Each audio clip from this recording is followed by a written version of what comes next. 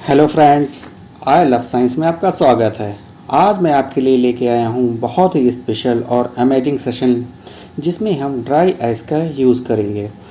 चलिए हम समझने की कोशिश करते हैं कि ड्राई आइस क्या होती है और इसकी प्रॉपर्टीज़ क्या होती हैं।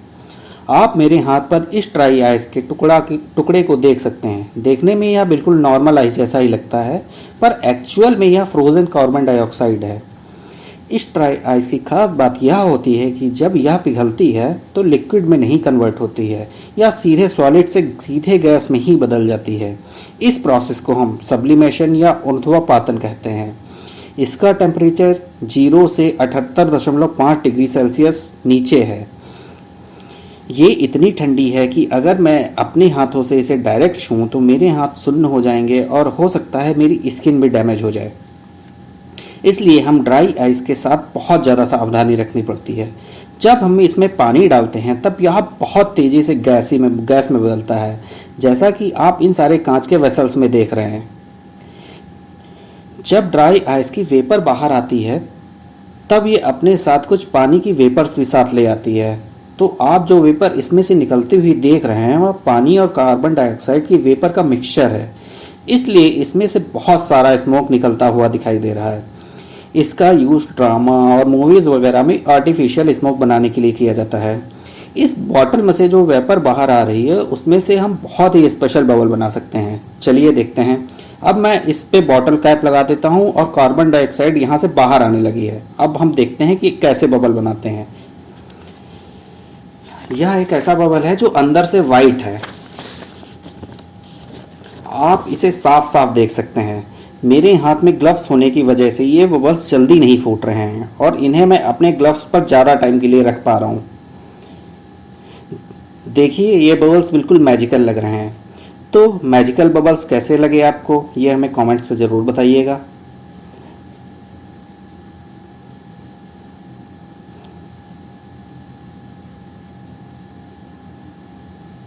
चलिए अब थोड़ा सा बड़ा सो बबल इस कांच की कटोरी के ऊपर बनाते हैं।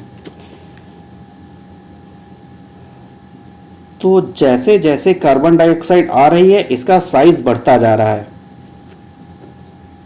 जब सोप सॉल्यूशन कार्बन डाइऑक्साइड से सैचुरेट हो जाएगा तब यह फट जाएगा और इसके अंदर का सारा स्मोक नीचे गिरता हुआ दिखेगा, क्योंकि स्मोक हवा से भारी है। बेहतरीन लग रहा है। हमारा सोप सॉल्यूशन काफ़ी स्ट्रांग है, फूट ही नहीं रहा है। मैं ही इसमें उंगली से पोक कर देता हूँ।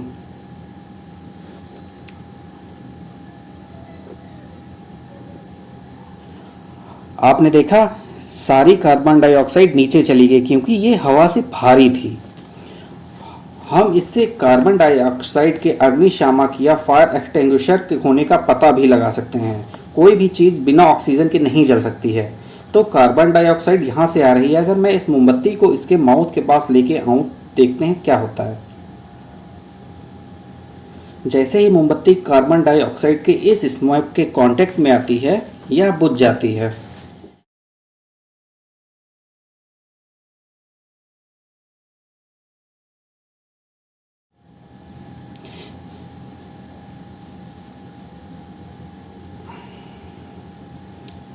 हम कार्बन डाइऑक्साइड की एक प्रॉपर्टी को और भी टेस्ट कर सकते हैं, जो कि CO2 हवा से हैवी होती है, इसलिए यह किसी लिक्विड की तरह नीचे की ओर बह सकती है और फिर से यह इस कैंडल को बुझा सकती है। तो देखा आपने, लिक्विड की तरह बहती हुई गैस से कैसे मोमबत्ती बुझ जाती है। चलिए ड्राई आइस से एक मज़ेदार और चीज़ करते हैं। अगर मैं इस धातु के चम्मच को इस पर चलाऊं या फिर इस पर रख दूं तब यह ऐसे आवाज़ निकालता है जैसे कि चम्मच रो रहा हो। अगर यही चीज़ हम प्लास्टिक के चम्मच से करके देखें तो क्या होगा। नहीं, अब कोई आवाज़ नहीं आई। क्या आप गैस कर सकते हैं कि धातु के चम्मच से आवाज़ आई जबकि प्लास्टिक के चम्मच से नहीं आई? ऐसा क्यों हुआ? अपने जवाब हमें कमेंट्स में बताइए। चलिए अब हम यह देखते हैं कि सॉलिड कार्बन डाइऑक्साइड कितना एक्सपैंड हो सकती है जब यह गैस में कन्वर्ट होती है। हम इसके छोटे छोटे टुकड़े इस गुब्बारे के अंदर डाल देते हैं और इस गुब्बारे में गांठ लगा देते हैं ताकि पता चल सके यह कितना एक्सपैंड होती है।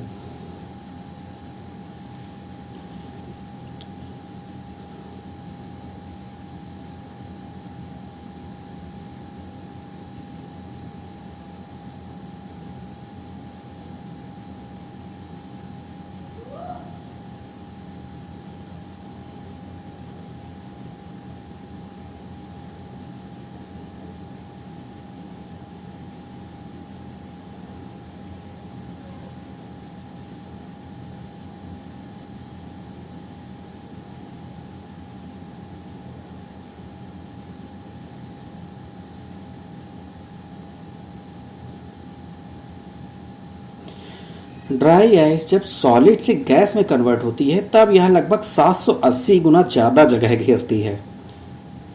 अब आप गुब्बारों को देख के भी इसका अंदाज़ा लगा सकते हैं कि इसमें थोड़ी सी ही आइस डाल देने से इनका साइज़ कितना बड़ा हो गया है। उम्मीद करता हूँ कि ड्राई आइस के इन एक्सपेरिमेंट्स में आपको मज़ा आया होगा। अब आपको पता लगाना है कि ड्राई आइस का यूज़ कहाँ कहाँ किया जाता है। अपने आंसर्स हमें कमेंट्स में बताइए और हमारे पेज को सब्सक्राइब करना ना भूलें, जिससे आप आई लव साइंस का कोई भी वीडियो मिस ना करें। Thank you.